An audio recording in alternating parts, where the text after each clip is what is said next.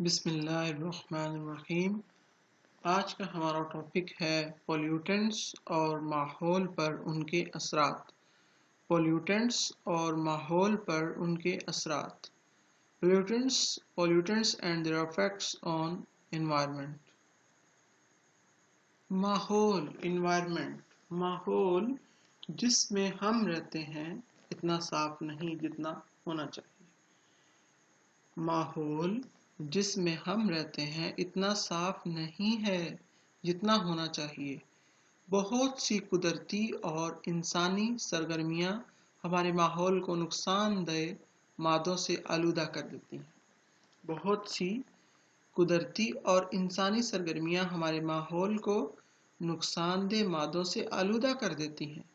آندھی، جیسا کہ آندھی، نباتات کا گلنا سڑنا، آتش فشاں وغیرہ ایسے قدرتی مظاہر ہیں جو ماحول میں گرد و غبار کے ذرات اور زہریلی گیسیں چھوڑتے ہیں۔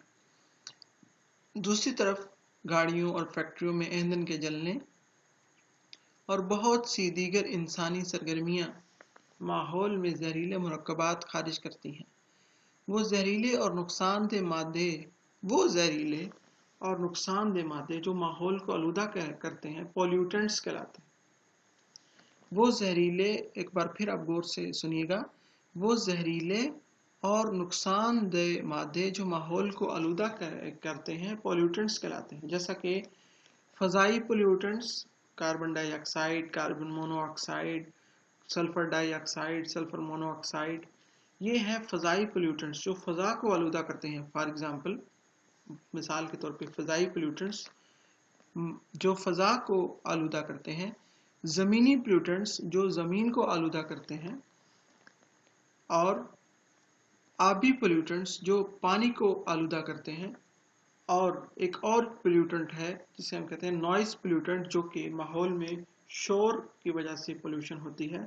تو یہ مختلف زہریلے اور نقصان دہ چیزیں ہیں جو ماحول کو آلودہ کرتی ہیں۔